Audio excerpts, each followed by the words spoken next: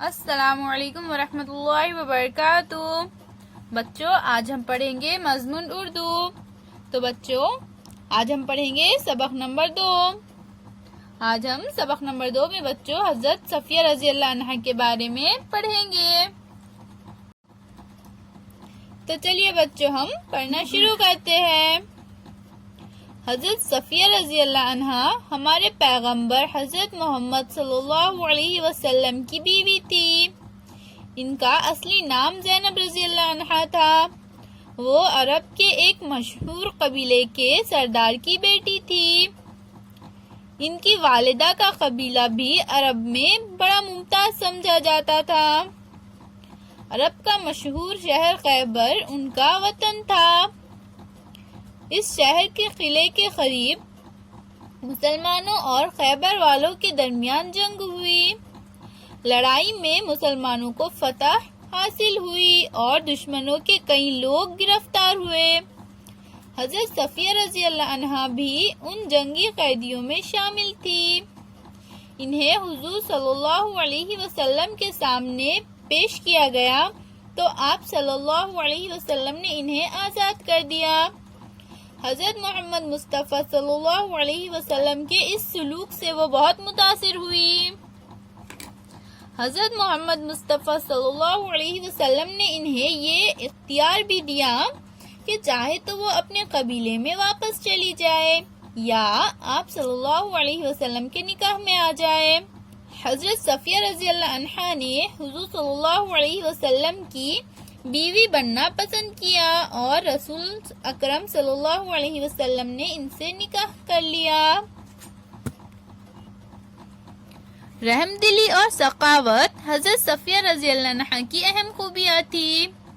جب وہ حضور صلی اللہ علیہ وسلم کے ساتھ مدینہ تشریف لائی تو پیارے رسول صلی اللہ علیہ وسلم کی چہیتی بیٹی حضرت فاطمہ رضی اللہ عنہا ان سے ملنے آئی۔ ان کے ساتھ شہر کی بہت سی عورتیں تھیں۔ حضرت صفیہ رضی اللہ عنہا نے اس وقت اپنے سونے کے جھمکے اتار کر حضرت فاطمہ رضی اللہ عنہا کو دے دیے۔ انہوں نے ساتھ آئی ہوئی عورتوں کو بھی کوئی نہ کوئی زیور تحفے میں دیا۔ حضرت صفیہ رضی اللہ عنہا بہت باہمت اور نہایت عقل مند خاتون تھی۔ وہ صبر اور برداشت جیسی خوبیوں کی مالک تھی۔ دوسروں کے قصور معاف کرنے میں وہ ذاتی نقصان کی کبھی پرواہ نہیں کرتی تھی۔ ایک بار ان کی خادمہ نے حضرت عمر رضی اللہ عنہا سے ان کی شکایت کی تھی۔ حضرت صفیہ رضی اللہ عنہا نے جب سچائی بیان کی تو حضرت عمر رضی اللہ عنہا ان کی باتوں سے مطمئن ہو گئے۔ اس واقعے سے حضرت صفیہ رضی اللہ عنہا کو اپنی خادمہ پر غصہ آنا چاہیے تھا، لیکن انہوں نے نہ اس سے صرف معاف کیا بلکہ آزاد بھی کر دیا۔ حضرت صفیہ رضی اللہ عنہا کو حضرت محمد مصطفیٰ صلی اللہ علیہ وسلم سے بڑی محبت تھی۔ ایک بار کسی بات پر آپ صلی اللہ علیہ وسلم حضرت صفیہ رضی اللہ عنہا سے ناراض ہو گئے۔ حضرت صفیہ رضی اللہ عنہا نے فوراً حضرت عائشہ رضی اللہ عنہا کو ثالث بنا کر آپ صلی اللہ علیہ وسلم سے صلح کروا لی اور پھر آخر دم تک آپ صلی اللہ علیہ وسلم کو ناراض نہ ہونے دیا۔ حضرت صلی اللہ علیہ وسلم کی بیماری کی حالت میں حضرت صفیہ رضی اللہ عنہا نے نہایت دکھ بھرے انداز میں کہا، یا رسول اللہ، کاش آپ صلی اللہ علیہ وسلم کی بیماری مجھے ہو جاتی۔ حضور صلی اللہ علیہ وسلم نے یہ سن کر اپنے گھر کے افراد سے فرمایا، واللہ وہ سچی ہے، ان کی باتوں میں دکھاوا اور بناوٹ نہیں ہے۔ مصیبت میں گھرے ہوئے لوگوں کی مدد کرتے وقت حضرت صفیہ رضی اللہ عنہا اپنی جان اور مال کی پرواہ نہیں کرتی تھی۔ ایک بار حضرت عثمان رضی اللہ عنہ کے گھر کو دشمنوں نے گھیر کر ان کا کھانا پانی بند کر دیا تھا۔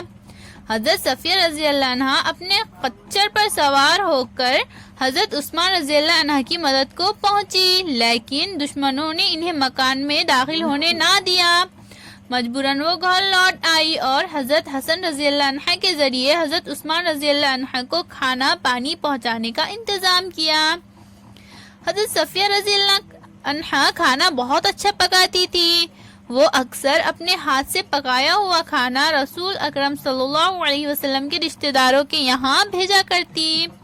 حضرت عائشہ رضی اللہ عنہ فرماتی ہے، میں نے ان سے اچھا کھانا پکانے والی دوسری عورت نہیں دیکھی۔ حضرت صفیہ رضی اللہ عنہ اپنے غیر مسلم رشتہ داروں کے ساتھ بھی بہت اچھے سلوک سے پیش آتی تھی۔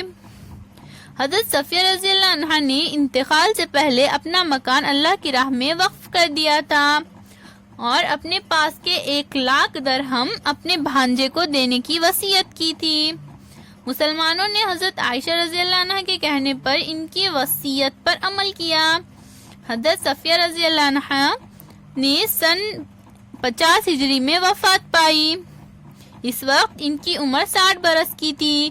انہیں بقیع نامی قبرستان میں دفن کیا گیا۔